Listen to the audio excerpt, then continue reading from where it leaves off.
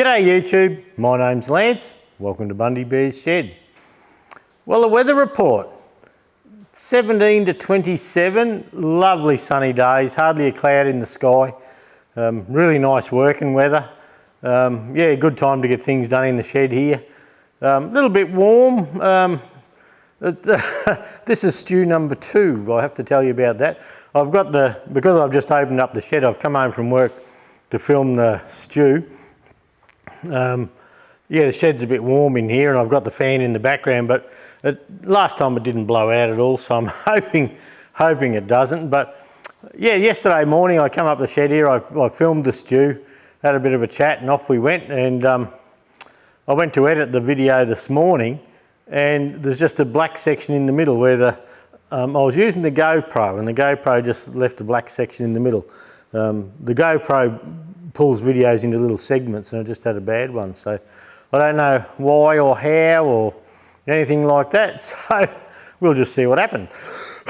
Pardon me.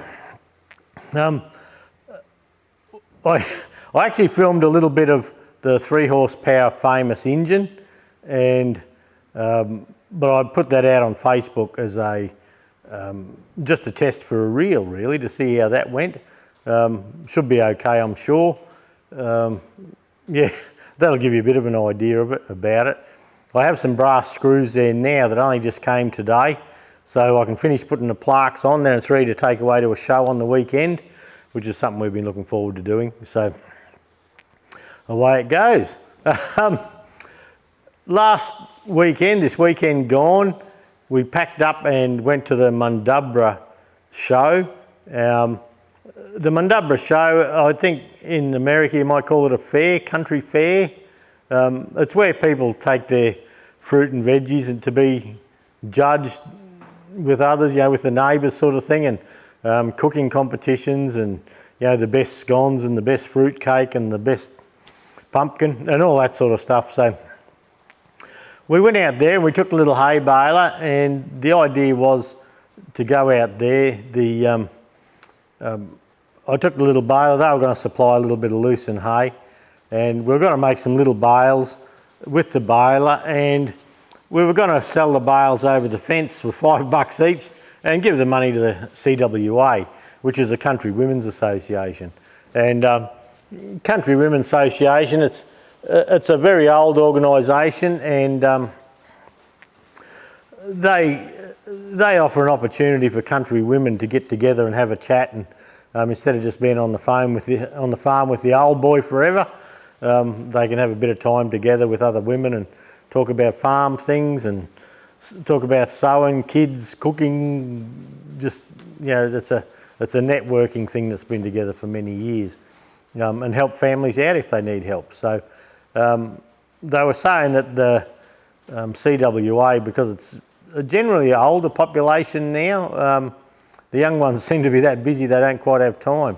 The membership's getting older as they go. So anyway, so we agreed to do that. So on the weekend we had a great display, a club display, and my little baler was up the end with the United, and away we went making hay. And the show committee come and had a chat, and you know, got the specs, and they went round Dave with the tractors, and they went round and had a chat to everyone.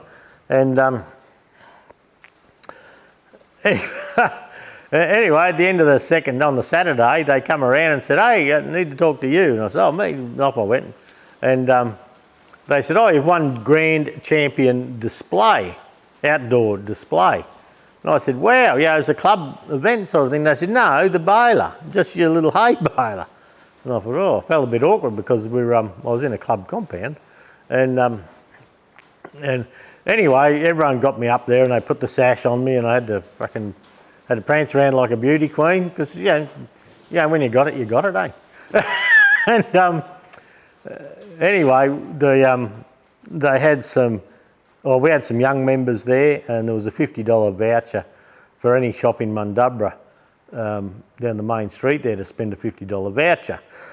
So there was a couple of young members there, so I gave it to one of them. And then they come back later and they said, "Oh, don't worry about the voucher, because you're from out of town, we'll give you $50 cash." And I said, "Oh, okay." So I tried to give that to him, He wouldn't take it. No, he don't want it. So we ended up putting that with the money for the CWA. Now, across the fence at $5 a bale, we sold 21 bales, $105, and then we put the $50 with that, so that got us to $165 for the CWA. But the surprising part for us was they asked for some extra bales, and we were going to go up the bar and auction them at the bar. Well, things were running a bit late at the end, and they couldn't sort of get that done until after the fireworks, and a lot of people had gone. But anyway, they had an auction up at the bar, and they auctioned off the leftover bales.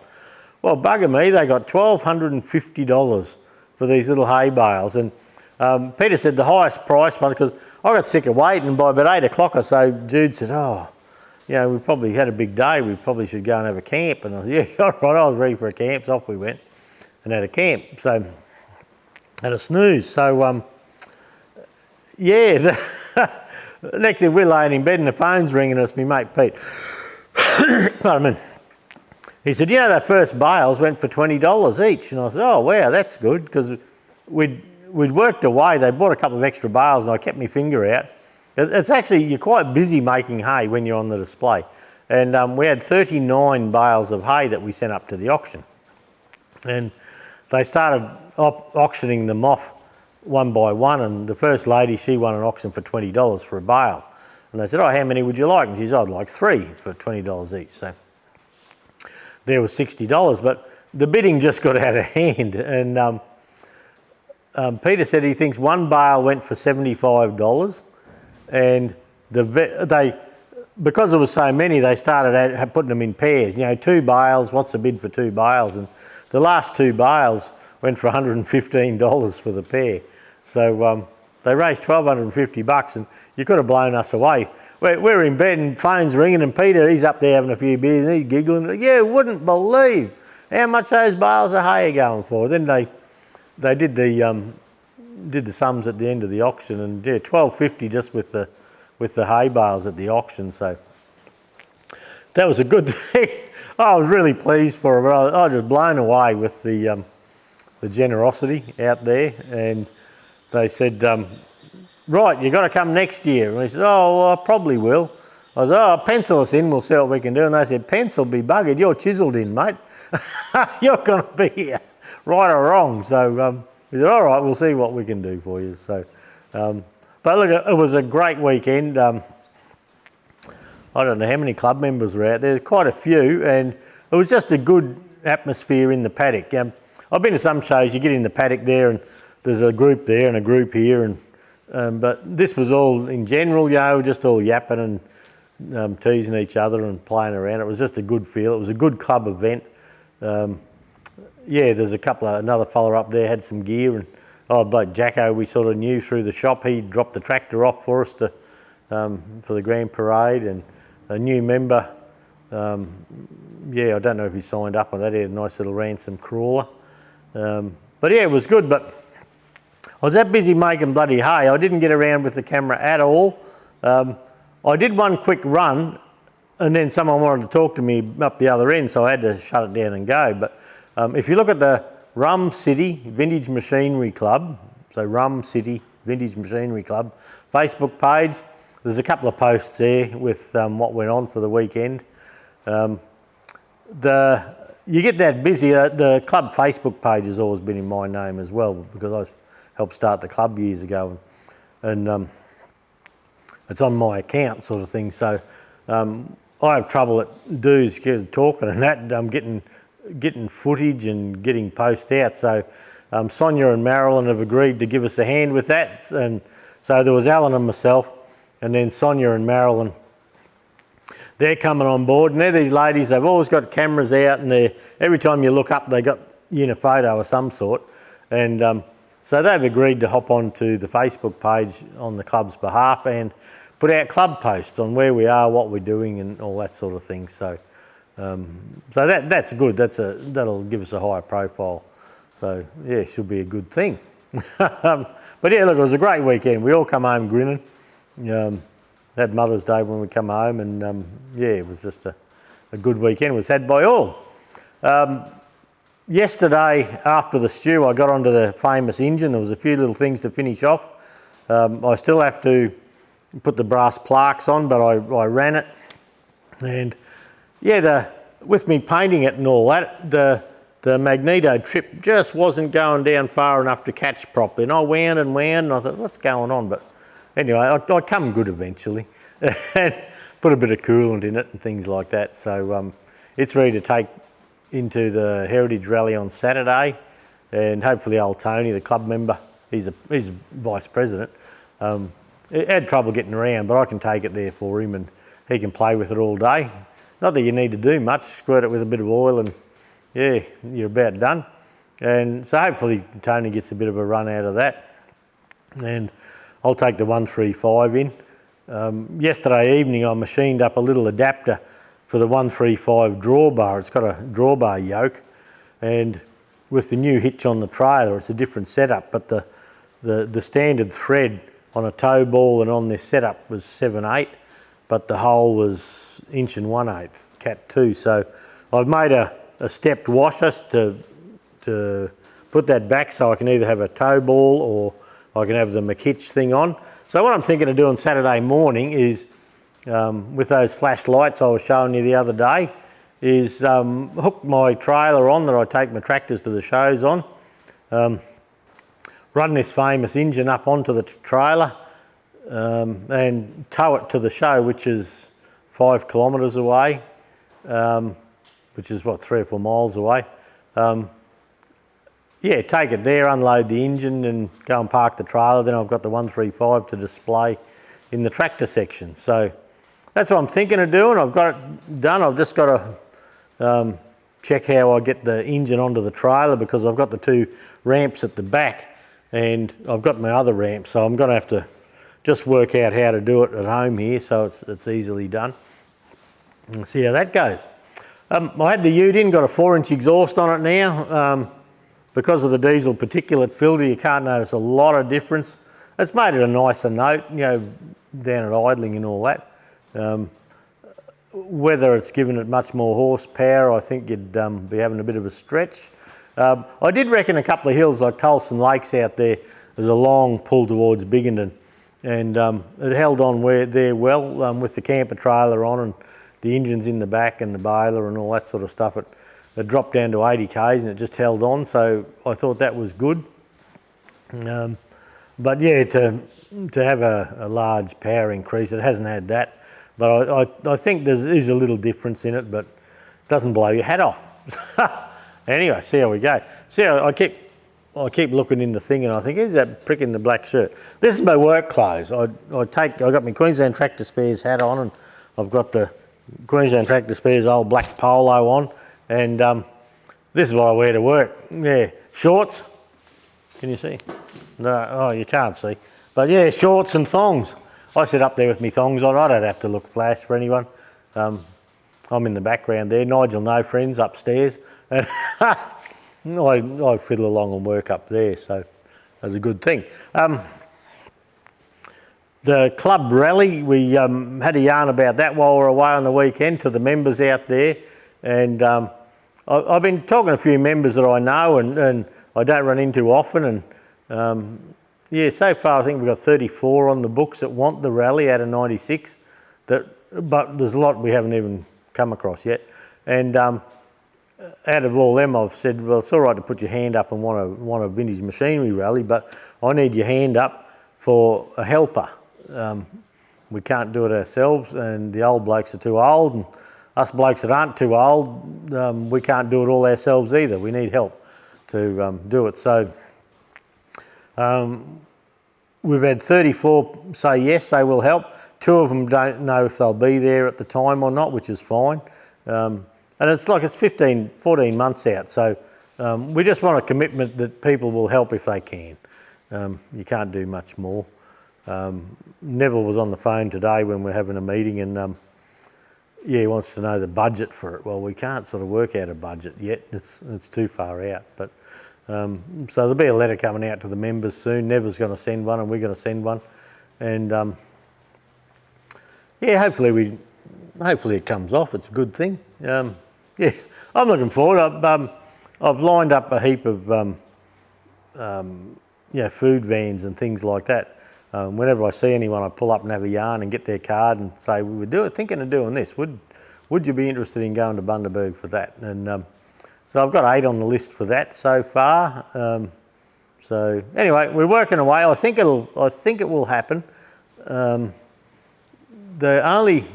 We had one member out there on the weekend that was a bit non-committal. He didn't say no, didn't say yeah. He had some some good questions on a few things that, what have you done for this and what have you done for that? And but as far as I know at this stage, there'll be more. But Nev, the president, and the other fella, they're the sort of the non-committal.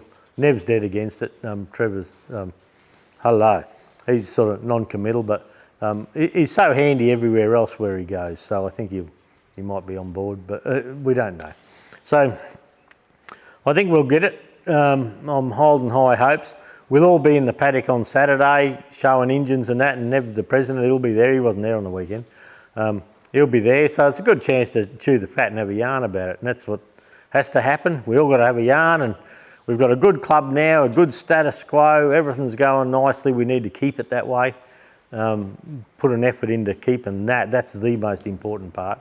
So keep that, which I think we can do. But anyway, we'll see how that goes. The other day, I was having trouble with my old voltmeter. It's sort of showing its age and playing up. So I jumped online to have a look for a voltmeter, and I come across this one, and it's sort of like a mobile phone in size, I suppose, and you can unplug the leads and that as normal. And but it's auto ranging, so you can hook this up to AC voltage. Away it goes. Resistance and things like that. If it'll do resistance, it does it automatically. I've had to play with it. I reckon it's a bit slow picking it up sometimes, but it was $55.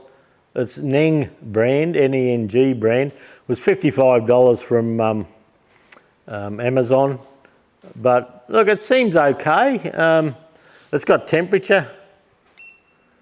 So that's saying where I am at the moment, we're 28 degrees. It picks that up, and it also has a set of probes that it picks up. You can put a temp sensor probe here and drop it in some water or some oil, and it does that. But yeah, it's got live view, bloody auto select, temperature, hold for torch. Oh, look at that, I've got a torch. Hey, fancy. Oh yeah, I can even turn the torch off. So yeah, that's the new voltmeter. I'm setting up a little box for this voltmeter. I've just been, like everything in my bloody shed, it's all sort of been, here, there and everywhere. Oh, look at this. I just got to hop out of the way for a minute, look. Ta-da! Have you ever seen such a clean bench? Whew.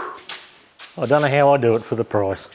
And you notice here, all the top of the toolbox here has been cleaned up, and we have everything in, like the shifters and that are in plastic pots now, and they just sit in there nicely. We have a screwdriver one.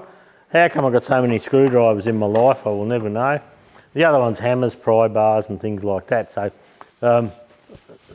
so I've been telling you I've been cleaning up, and bloody, I'm not sure you all believe me, but anyway, I'm onto it. The other thing I got that only just arrived today, and it was alongside the purchase of the voltmeter, is a set of leads, a good set of leads, and a set of leads with a little clamp on it that you can, just hook it under a dash and clamp it onto something. This one here,